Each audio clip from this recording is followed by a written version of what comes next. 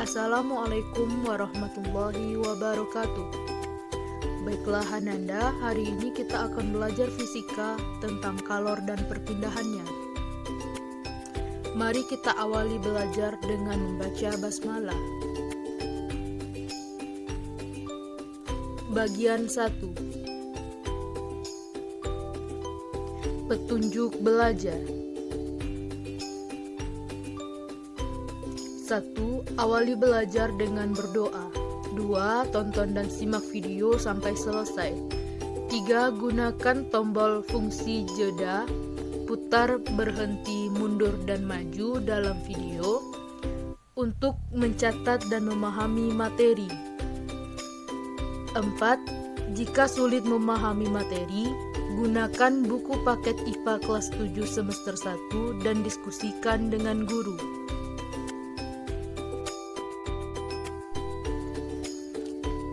Kompetensi dasar.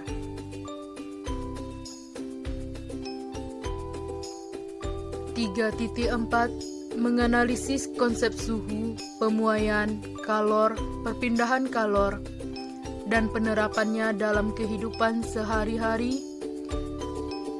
termasuk mekanisme menjaga kestabilan suhu tubuh pada manusia dan hewan.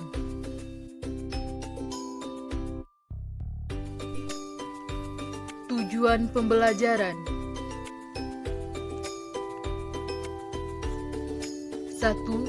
Siswa dapat menjelaskan konsep kalor dan pengaruhnya pada perubahan suhu benda.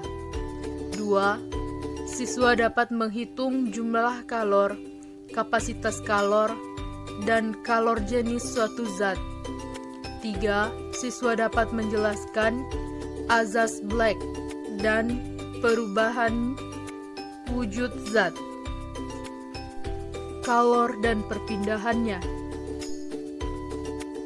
Coba kamu perhatikan pada air yang sedang dipanaskan. Api memiliki suhu yang tinggi dan air memiliki suhu yang rendah. Saat dipanaskan, panas dari api akan berpindah kepada air sehingga air menjadi panas. Itulah yang disebut dengan kalor. Kalor adalah energi yang berpindah dari benda yang memiliki suhu lebih tinggi ke benda yang memiliki suhu lebih rendah. Satuan kalori dalam sistem internasional adalah Joule atau J. Satuan lainnya adalah kalori, kal, dan kilokalori. 1 kalori adalah jumlah energi panas yang dibutuhkan untuk menaikkan suhu 1 gram air hingga naik sebesar 1 derajat Celcius. 1 kalori sama dengan 4,2 Makanan yang kita makan dan masuk ke dalam tubuh kita berupa energi kimia yang dapat diubah menjadi energi panas atau energi dalam bentuk lain.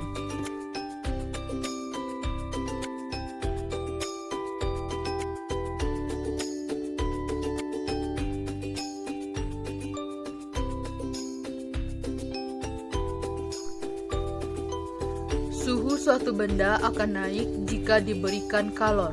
Sebaliknya, jika kalor dilepaskan, suhu benda akan turun.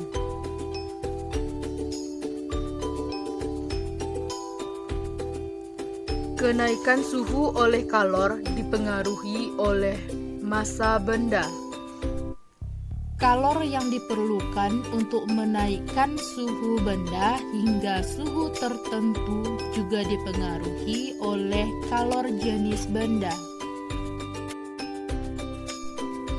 Kalor untuk menaikkan suhu benda bergantung kepada kalor jenis benda, massa benda, dan kenaikan suhu benda.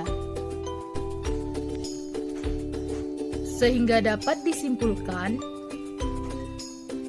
kalor yang diperlukan untuk kenaikan suhu benda sama dengan kalor jenis kali massa benda kali kenaikan suhu.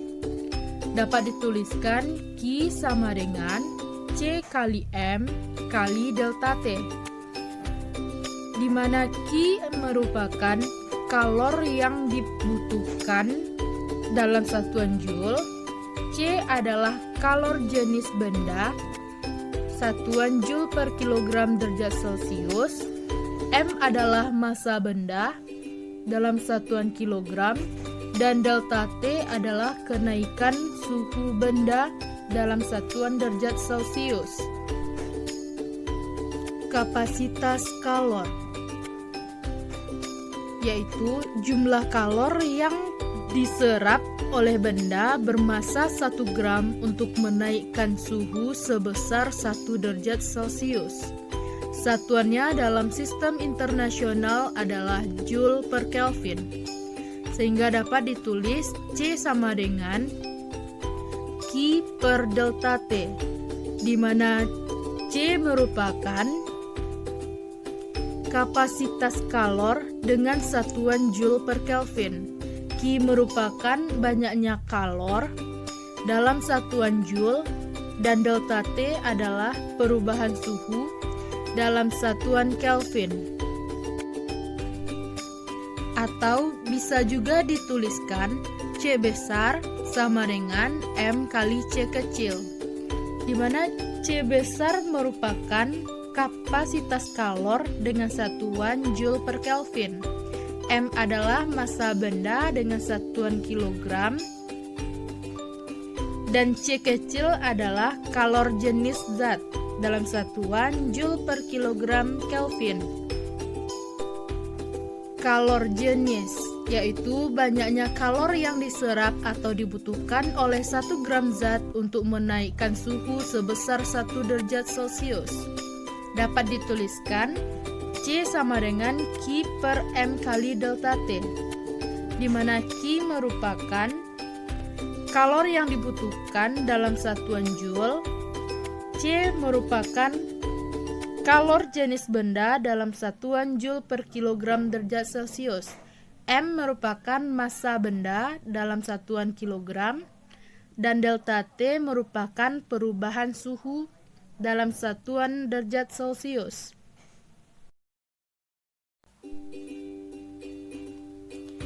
Nah, mari kita coba sebuah contoh soal. Berapakah kalor yang dibutuhkan oleh air yang bermassa 1 kg untuk menaikkan suhu air dari 15 derajat Celcius menjadi 100 derajat Celcius jika kalor jenis air adalah 4200 Joule per kilogram derajat Celcius. Penyelesaiannya, dari soal kita ketahui perubahan suhunya yaitu 85 derajat Celcius. Kita menggunakan rumus Q sama dengan M kali C kali delta T. Dengan memasukkan nilainya, maka didapatkan Q sama dengan 357.000 Joule. Ada istilah yang juga harus kamu ketahui, yaitu kalor laten. Merupakan kalor yang terlibat selama proses perubahan wujud zat. Selama proses perubahan wujud zat, tidak terjadi perubahan suhu. Kalor laten terbagi dua. Yang pertama, kalor penguapan atau pengembunan dengan persamaan Q sama dengan M kali U. Dan yang kedua, kalor lebur atau beku dengan persamaan Q sama dengan M kali L, di mana Q merupakan kalor yang dibutuhkan atau dilepaskan untuk berubah wujud dalam satuan Joule. M adalah massa zat yang berubah wujud dalam satuan kilogram. L adalah kalor lebur atau kalor beku dalam satuan Joule per kilogram. Dan U adalah kalor penguapan dalam satuan Joule per kilogram. Kalor pada perubahan wujud benda. Berikut adalah skema perubahan wujud benda yang terjadi pada zat padat, zat cair, dan zat gas.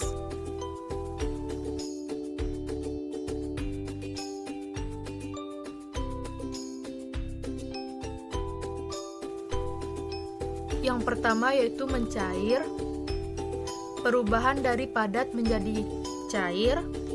Yang kedua memadat atau membeku, yaitu perubahan dari cair ke padat. Yang ketiga yaitu menguap, perubahan dari cair menjadi gas. Dan yang keempat adalah mengembun, perubahan dari gas menjadi cair. Kelima, menyublim, perubahan dari padat ke gas. Dan terakhir, mengkristal, perubahan dari gas ke padat. 1. Membeku atau memadat, yaitu perubahan wujud dari cair menjadi padat. Proses ini melepaskan energi panas. Contoh peristiwa membeku yaitu air yang membeku di dalam kulkas. Contoh lainnya yaitu puding yang membeku. 2. Mencair atau melebur, yaitu perubahan wujud dari padat menjadi cair. Proses ini memerlukan kalor. Contohnya yaitu es yang mencair ketika dibiarkan di udara terbuka, dan juga coklat yang akan meleleh ketika dipanaskan. 3. Menguap, yaitu perubahan wujud dari cair menjadi gas. Proses ini memerlukan kalor. Contohnya yaitu kain yang basah akan kering saat dijemur di bawah sinar matahari karena air pada kain akan menguap. Contoh lainnya yaitu air yang terus dipanaskan akan habis. Contoh lainnya yaitu parfum yang akan menguap setelah disemprotkan. 4. Menyublim, yaitu perubahan wujud dari padat menjadi gas.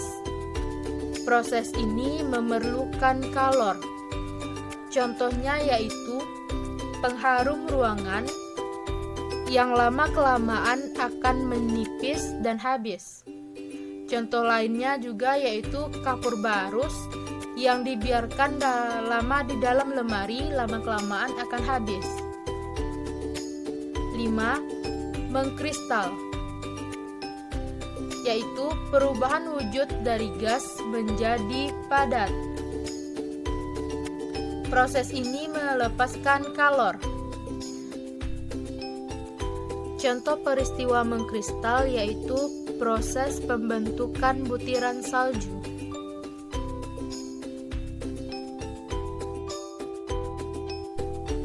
6. Mengembun, yaitu perubahan wujud dari gas menjadi cair. Proses ini melepaskan kalor. Contoh dari peristiwa mengembun yaitu air yang ada di tutup makanan saat makanan mulai dingin. Kemudian contoh lainnya yaitu air di luar gelas yang berisi es batu. Dan contoh yang terakhir yaitu air embun yang ada pada dedaunan di pagi hari. Nah, mari kita coba sebuah contoh soal. Berapakah kalori yang dibutuhkan untuk mencairkan es dengan massa 5 kg dan kalor leburnya 336.000 Joule per kilogram? Penyelesaian dari soal kita ketahui massa 5 kg dan kalor lebur 336 Joule per kilogram. Kita menggunakan rumus Q sama dengan M kali L dengan memasukkan nilainya, maka didapat nilai Q sama dengan 1.680.000 Joule. Nah, sekarang coba kamu kerjakan sebuah soal latihan. 200 gram timah dipanaskan dari suhu 5 derajat Celcius hingga 45 derajat Celcius. Bila kalori jenis timah adalah 130 Joule per kilogram derajat Celcius, berapa banyak kalori yang diperlukan? Selesaikan soal latihan dan lanjut ke bagian 2.